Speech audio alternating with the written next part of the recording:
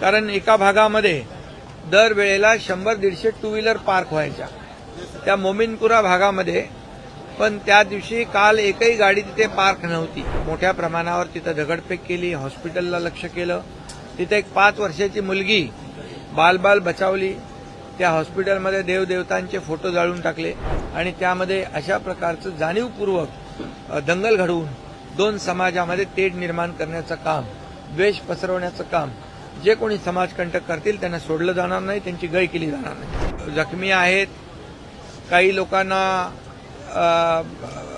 दगडांनी दगडफेक केल्यामुळे मारहाण जखमी झालेत.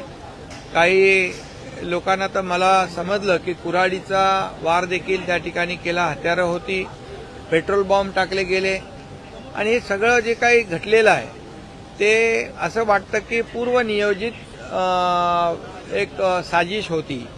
कारण एका भागामध्ये दरवेळेला 100-150 टू व्हीलर पार्क व्हायच्या त्या मोमिनपुरा भागामध्ये, पण त्या दिवशी काल एकही गाडी तिथे पार्क नव्हती.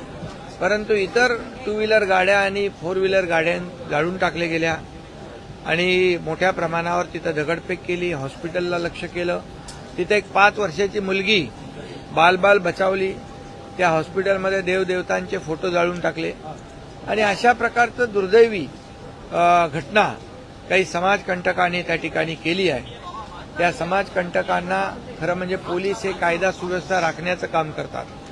त्या ठिकाणी फायर ब्रिगेडची गाडी आग विझवायला गेली, त्या फायर ब्रिगेडची गाडी तोडून जाळीन टाकली, पोलिसांच्या गाड्यांवर हल्ला केला. खऱ्या अर्थाने हा जो काही समाजकंटकांनी केलेला भ्याड हल्ला आहे त्याचा निषेध मी करतोच. परंतु या ठिकाणी कायदा सुव्यवस्था राखण्याचं काम पोलीस रात्रंदिवस करतात. त्यांच्यावर हल्ला करणं, त्यांना जखमी करणं, डीसीपी लेवलच्या अधिकाऱ्यांवर हल्ला करून त्यांना जखमी करणं ही अतिशय दुर्दैवी बाब आहे. आणि म्हणून जे समाजकंटक आहेत त्या समाजकंटकांना शोधून त्यांच्यावर कडक कारवाई पोलीस करतील. गृह विभाग, आमचे मुख्यमंत्री सातत्याने त्याच्यावर लक्ष ठेवून आहेत आणि म्हणूनच नागपूर हे शांतताप्रिय जिल्हा आहे, शहर आहे आणि त्यामध्ये अशा प्रकारचं जाणीवपूर्वक दंगल घडवून 2 समाजामध्ये तेढ निर्माण करण्याचं काम, द्वेष पसरवण्याचं काम जे कोणी समाजकंटक करतील त्यांना सोडलं जाणार नाही, त्यांची गय केली जाणार नाही.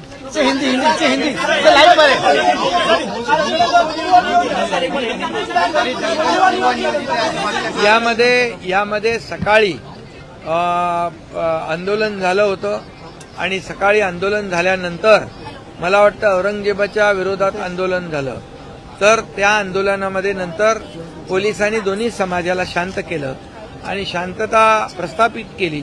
परंतु संध्याकाळी मोठ्या प्रमाणावर सर्व लोक एकत्र येऊन समाजकंटकांनी हा हल्ला घडवलेला आहे आणि म्हणून हा हल्ला पूर्वनियोजित असावा अशा प्रकारचा दाट संशय येतोय. त्यामुळे पोलीस त्याचं चौकशी करतीलच आणि त्याच्यामधून मुळाशी जातील. पोलीस कुणालाही सोडणार नाहीत, कारण शेवटी तिथल्या नागरिकांची सुरक्षितता आणि या राज्यात कायदा सुव्यवस्था राखण्यासाठी नागरिकांनी देखील पोलिसांना सहकार्य करावं अशा प्रकारचं आवाहन देखील मी करतो. शेवटी आपल्याला राज्यामध्ये शांतता कायम ठेवायची आहे, कायदा सुव्यवस्था राखायचं आहे. आपल्याला सर्वसामान्य माणसाला कुठेही त्रास होऊ नये अशा प्रकारचं भूमिका सरकारची आहे. परंतु मला एवढंच इथं सांगायचं आहे की हा औरंगजेब या आंदोलनकर्त्यांचा कोण लागतो? तो काय संत आहे का महात्मा आहे का त्यांनी चांगलं काम केलंय? जे त्याला चांगलं म्हणतात, चांगला प्रशासक म्हणतात, खरं म्हणजे त्यांनी संभाजी महाराजांचा इतिहास वाचला पाहिजे, आताचा छावा चित्रपट पाहिला पाहिजे.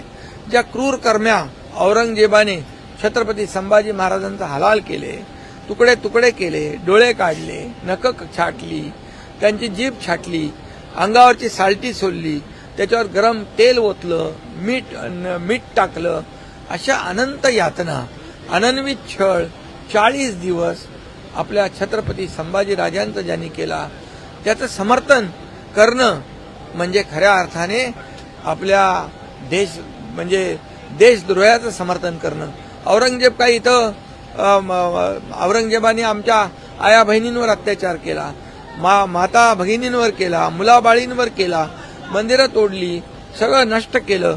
हा महाराष्ट्राचा द्वेष्टा होता, महाराष्ट्राचा द्रोही होता, हा देशाचा द्रोही होता. आणि म्हणून अशा देशद्रोहाचं समर्थन करणं म्हणजे एक प्रकारचा देशद्रोहच आहे.